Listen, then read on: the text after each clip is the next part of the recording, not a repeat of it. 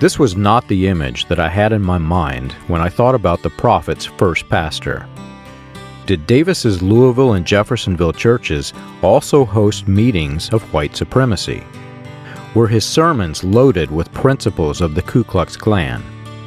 Was the prophet, who was an active minister in Davis's church, attending these secret meetings?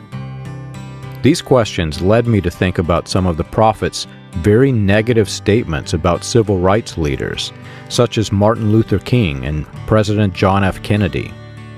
The prophet said that the election of President Kennedy was one of the greatest mistakes that the colored race ever made. I began to wonder how much Davis's principles influenced the prophet.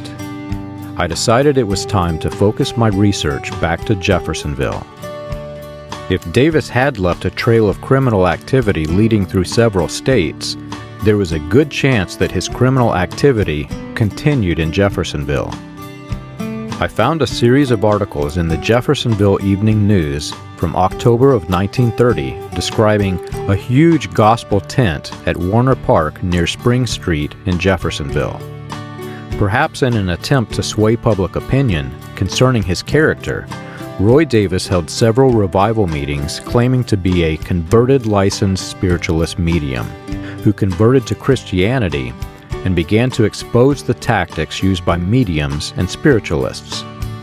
These meetings were very successful and attracting large crowds who begged the evangelist Davis to continue and pledged donations using pledge cards.